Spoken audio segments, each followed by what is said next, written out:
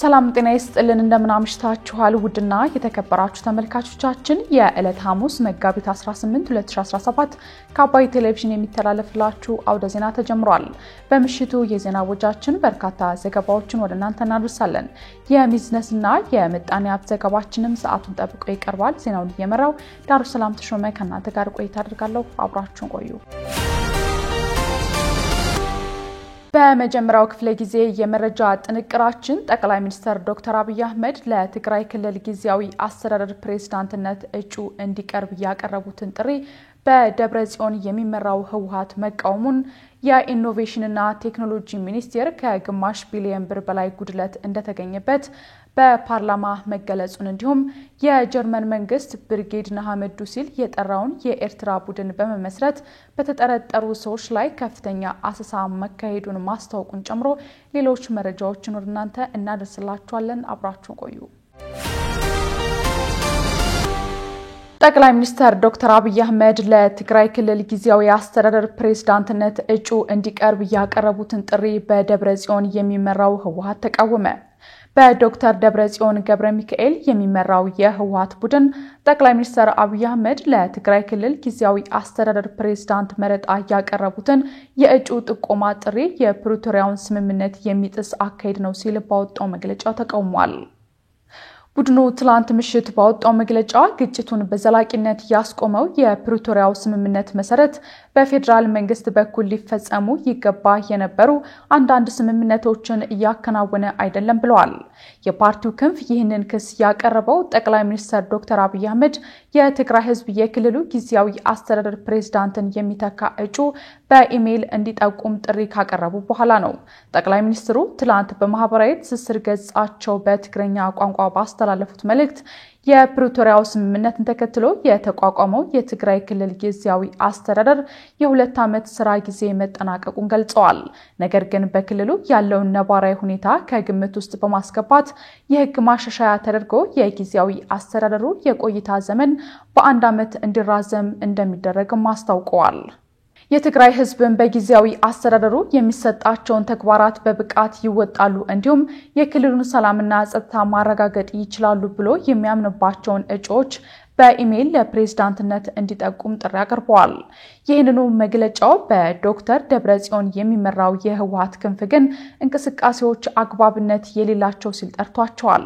የፓርቲው ክንፍ በመግለጫው የጊዜያዊ አስተዳደሩን አፈጻጸም በመገምገም ፕሬዝዳንቱን ለመቀየር ስምምነት ላይ መደረሱን ገልጿል። የጊዜያዊ አስተዳደሩ ምክትል ፕሬዝዳንት የሆኑት ሌተናል ጀነራል ታደሰ ወረደ ፕሬዝዳንት እንዲሆኑ የህወሓት ማዕከላዊ ኮሚቴ እንደወሰነና ይህ ውሳኔ በኢትዮጵያ መንግስት በኩልም ተቀባይነት አግኝቶ እንደነበር ፓርቲው ገልጾ ያቀረበው የእጩ ጥቆማ ጥሪ ይህንን ስምምነት ወደ ጎን በመተው የተከናወነ ነው ብሏል። የኢኖቬሽንና ቴክኖሎጂ ሚኒስቴር ከግማሽ ቢሊዮን ብር በላይ ጉድለት እንደተገኘበት በፓርላማ ተገለጸ። የኢኖቬሽንና ቴክኖሎጂ ሚኒስቴር ከግማሽ ቢሊዮን ብር በላይ ጉድለት እንደተገኘበት በህዝብ ተወካዮች ምክር ቤት የመንግስት ወጪ አስተዳደርና ቁጥጥር ጉዳዮች ቋሚ ኮሚቴ አስታውቋል። ቋሚ ኮሚቴው ሚኒስቴር መስሪያ ቤቱ አላግባብ የህዝብና የመንግስት ሀብት እንዲባክን ማድረጉን ጠቅሶ የሚያከናውናቸው ፕሮጀክቶች ወደ ትግበራ ከመግባታቸው በፊት የቅድመ አዋጭነት ጥናት ግምገማ ተደርጎላቸው እንዲከናወኑ አልተደረገም ብለዋል። የቋሚ ኮሚቴው ሰብሳቢ የሽመቤት ደምሴ ሚኒስቴር መስሪያ ቤቱ ከፕሮጀክቶች አፈጻጸም ጋር ተያይዞ ዝቅተኛ አፈጻጸም ማሳየቱን ጠቁመዋል። አክለውም በመንግስት በጀትና በዓለም አቀፍ ድጋፍና ብድር የሚከናወኑ ፕሮጀክቶች የትግበራ ቅደም ተከተል ተሰጥቷቸው ለምክረ ሐሳብ ለሚመለከታቸው አካላት አለማቅረቡ ተገቢነት የሌለው መሆኑንም ገልጸዋል። ለትራንስፖርት ኪራይ፣ ለዳታ ማዕከል ግንባታ፣ ለሳይንስና ካፌና ለሰራተኞች ደሞዝ ያለ አግባብ የወጣውን ወጪ ኦዲት በማድረግ በ15 ቀናት ውስጥ ለቋሚ ኮሚቴው ሪፖርት እንዳደርግም አሳስበዋል። በተጨማሪም ለተገኘበት ከግማሽ ቢሊዮን ብር በላይ የበጀት ጉድለት የአሰራር ሂደቶችን በማረምና ለጉድለቱ መንስኤ የሆኑ ግለሰቦችን የህግ ተጠያቂ በማድረግ ለምክር ቤቱ እንዲያሳውቅ ቋሚ ኮሚቴው አሳስቧል። የፌደራል ዋና ኦዲተር ወይዘሮ መሰረት ዳምጤ በበኩላቸው ተቋሙ የተገኘበትን የኦዲት ግኝት ማስተካከያ ለማድረግ ዝግጁነት የለውም ያሉ ሲሆን ተጀምሮ ላልተጠናቀቀ ፕሮጀክት ገንዘብ ወጪ ተደርጓል ብለዋል። የኢኖቬሽንና ቴክኖሎጂ ሚኒስትር ዶክተር በለጠ ሞላ በበኩላቸው ተቋሙ የሚሰራቸው ስራዎች ዘርፈ ብዙ በመሆናቸው በአንዳንድ ዘርፎች የኦዲት ጉድለት መከሰቱን ተናግረዋል። ችግሮቹን ለመፍታት የድርጊት መርሃ ግብር በማዘጋጀት የተወሰዱ እርምጃዎችን ለቋሚ ኮሚቴው እናቀርባለን ብለዋል። የጀርመን መንግስት ብርጌድ ንሓመዱ ሲል የጠራውን የኤርትራ ቡድን በመመስረት ከተጠረጠሩ ሰዎች ላይ ከፍተኛ አሰሳ ማካሄዱን አስታወቀ። የኤርትራ መንግስት ተቃዋሚዎች ህብረት የሆነውና በቅርቡ በአዲስ አበባ ህዝባዊ ውይይት አካሂዶ የነበረው ብርጌድ ንሓመዱ የተባለው ተቋም አመራሮች ላይ የጀርመን መንግስት አሰሳ ማድረጉን አስታውቋል። ቡድኑ በአዲስ አበባ ባዘጋጀው ጉባኤ ከ2000 በላይ አባላቱ መገኘታቸውን ገልጾ የነበረ ሲሆን ውይይቱም ፍሬያማ እንደነበር መግለጹም አይዘነጋም። ውይይቱም በኤርትራ ይፈጸማል ያለውን በደልና ግፍ ማስቀረት ላይ ያተኮረ መሆኑንም ተገልጾ ነበር። የጀርመን አቃቢ ህግ ቢሮ ብርጌድ ንሓመዱ ሲል የጠራውን ስብስብ በመመስረትና አባል በመሆን በተጠረጠሩ ሰዎች ላይ ከፍተኛ አሰሳ መካሄዱን አስታውቋል። ብርጌድ ንሓመዱ የኤርትራ መንግስትን ለመጣል ያለመ ዓለም አቀፍ ትስስር ያለው ኔትወርክ እንደሆነ መቀመጫውን በካርልስሩክ ያደረገው የጀርመን አቃቢ ህግ ቢሮ አስታውቋል።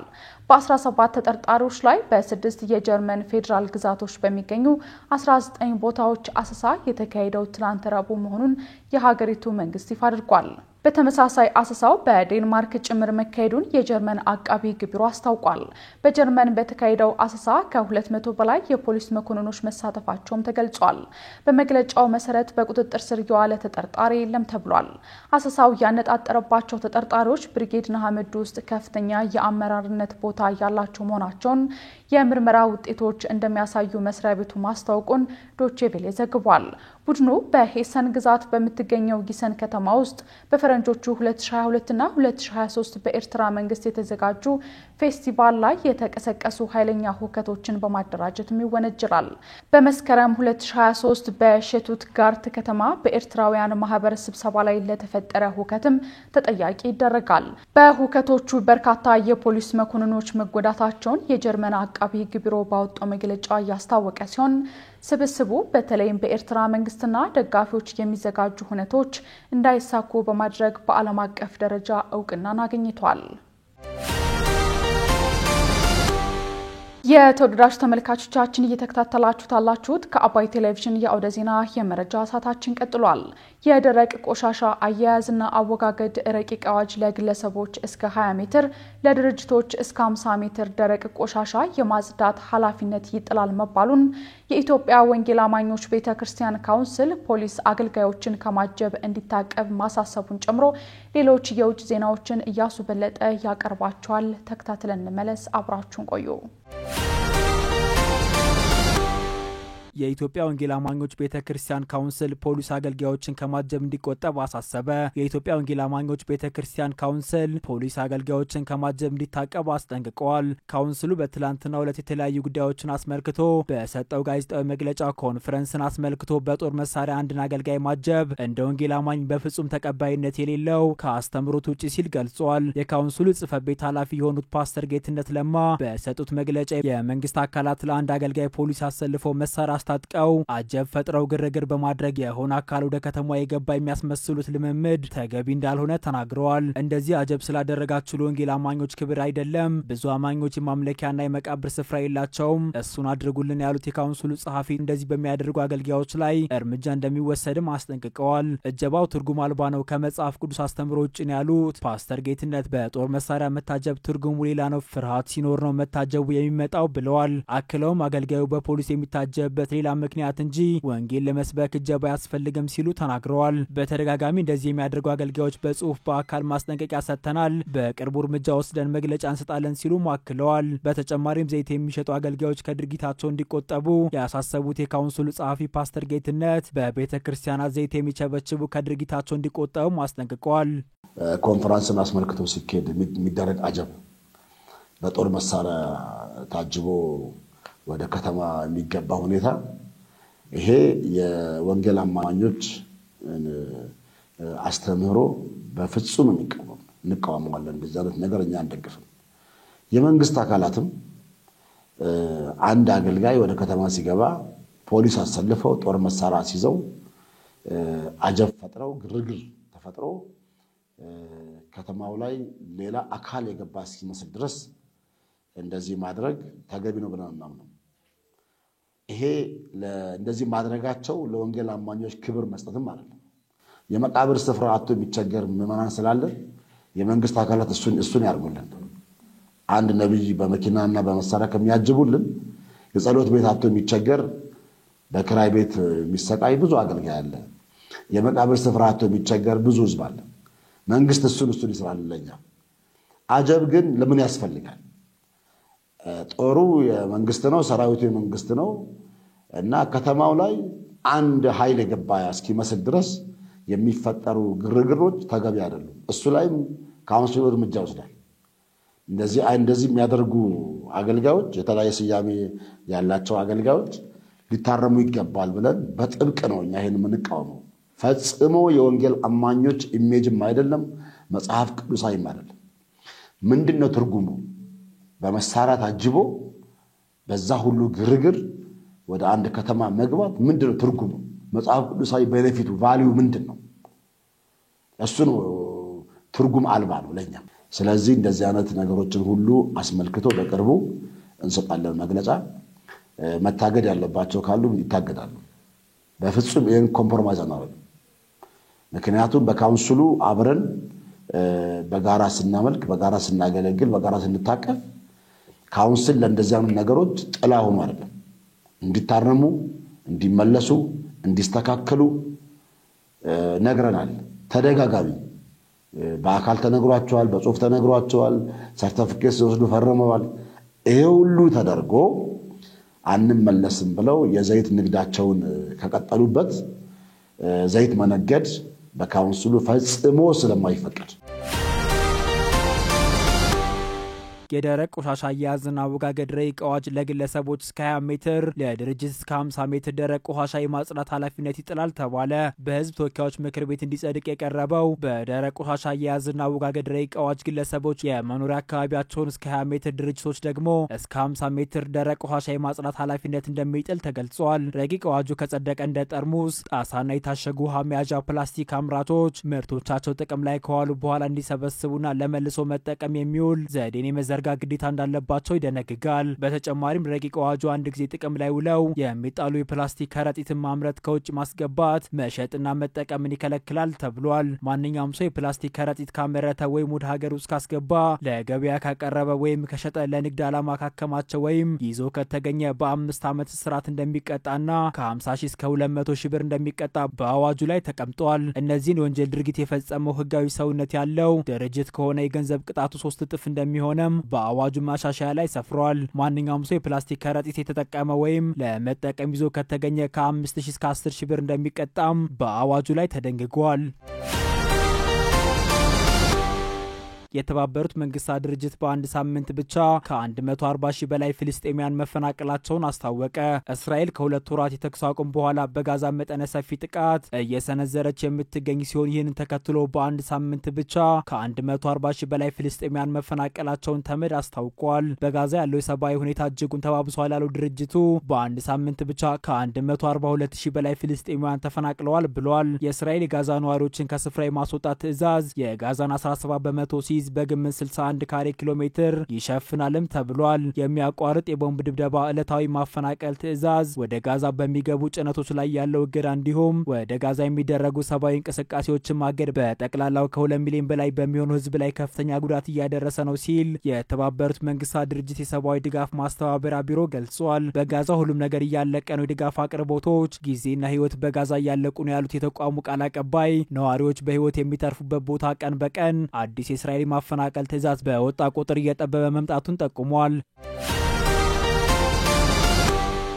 የደቡብ ሱዳን ምክትል ፕሬዚደንት ሪክ ማቻር በቁም እስር ላይ መሆናቸው ተገለጸ። የደቡብ ሱዳን ፕሬዚደንት ሳልቫኪር የረጅም ጊዜ ተቀናቃኝ የሆኑት የሀገሪቱ ተቀዳሚ ምክትል ፕሬዚደንት ሪክ ማቻር በቁም እስር ላይ እንደሚገኙ ፓርቲያቸው አስታውቋል። በሀገሪቱ የመከላከያ ሚኒስትርና ከፍተኛ የደህንነት ኃላፊዎች በትላንትናው ዕለት በዋና ከተማዋ ጁባ ወደሚገኘው የሪክ ማቻር መኖሪያ ቤት መግባቱንና የምክትል ፕሬዚደንቱን ጠባቂዎች ትጥቅ ማስፈታቱን ተቃዋሚ የሱዳን ህዝቦች ነጻነት እንቅስቃሴ ፓርቲ ገልጿል። ባለፉት ሳምንታት በሪክ ማቻርና በሳልቫኪር መካከል ያለው ግጭት እየተካረረ መምጣቱን ተከትሎ የተባበሩት መንግስታት ደቡብ ሱዳን ወደ እርስ በርስ ጦርነት ለመመለስ ጫፍ ላይ መሆኗን በመግለጽ አስጠንቅቆ ነበር። የሪክ ማቻር ፓርቲ ምክትል ፕሬዚደንቱ የታሰሩት የደቡብ ሱዳን የሀገር ውስጥ ጉዳዮች ሚኒስትር ከሆኑት ከባለቤታቸው አንጄሊና ቴኒ ጋር እንደሆነ ገልጿል። የፓርቲው ውጭ ጉዳይ ኮሚቴ ሊቀመንበር ሪክ ሞች ግልጽ ባልሆኑ ክሶች የእስር ማዝዣ ወጥቷል ብለዋል። ድርጊቱን ግልጽና የህገ መንግስት እንዲሁም የተሻሻለው የሰላም ስምምነት ጥሰት በማለት ጠርተውታል። አክለውም የተቀዳሚ ምክትል ፕሬዚደንቱ ሂደትን ያልጠበቀ እስር የህግ የበላይነትን የሚሸረሽርና የሀገሪቱ መረጋጋት ስጋት ላይ የሚጥል ነው ብለዋል። የሪክ ማቻር እስር መዘገቡን ተከትሎ በደቡብ ሱዳን የሚገኘው የተባበሩት መንግስታት ተልዕኮ ሀገሪቱ ወደ ጦርነት የምትመለስ ከሆነ ባለፉት 7 ዓመታት በብዙ ልፋት የተገኙ ውጤቶችን የማጣት ስጋት ላይ እንደምትወድቅ አስጠንቅቀዋል። ከአባይ ቴሌቪዥን የምሽት ዘገባዎች እንደቀጠሉ ናቸው። ውድ ተመልካቾቻችን አሁን ደግሞ የቢዝነስና ምጣኔ ሀብት ጉዳዮች የሚቀርቡበት ሳለ ደርሰናል። መረጃዎቹን ሀና ፍስሐ ይዛለች። ተከታትለን እንመለስ። አሁንም በድጋሚ አብራችሁን ቆዩ።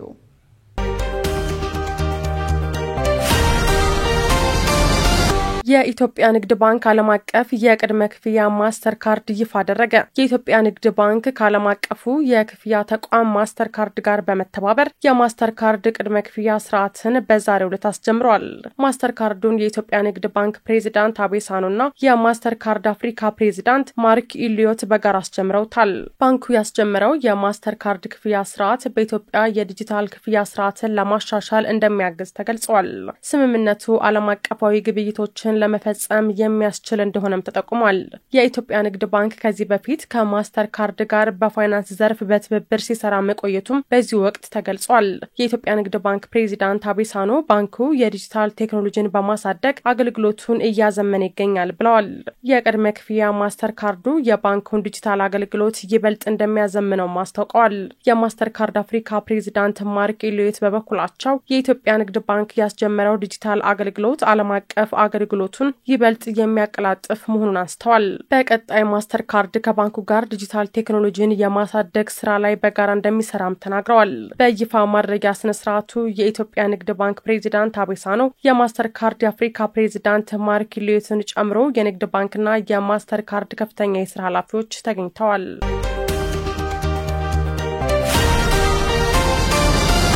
አየር መንገዱ በኤሌክትሪክ የሚሰሩ አውሮፕላኖችን በአየር ትራንስፖርት አገልግሎት ላይ ለማዋል የሚያስችል ስምምነት ተፈራረመ። የኢትዮጵያ አየር መንገድና አርቸር አቪዬሽን በኤሌክትሪክ የሚሰሩ አውሮፕላኖችን በአየር ትራንስፖርት አገልግሎት ላይ ለማዋል የሚያስችል የጋራ ስምምነት ተፈራርመዋል።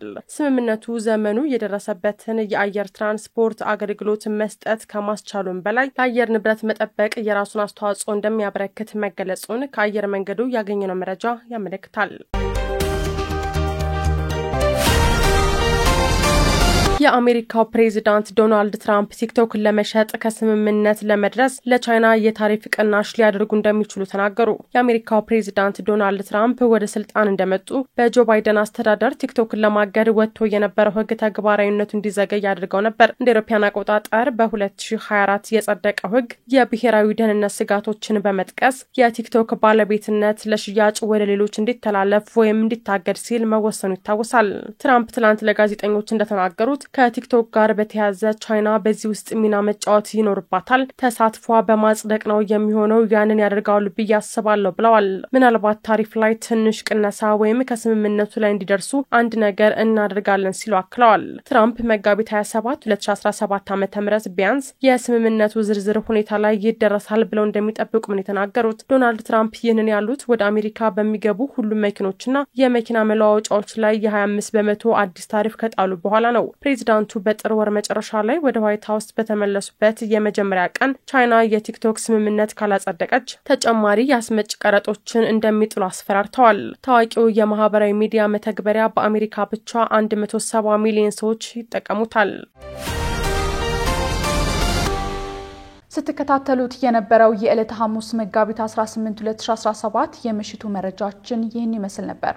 አብራችሁን ስለነበራችሁ እናመሰግናለን። በያላችሁበት መልካም ምሽት ይሁንላችሁ።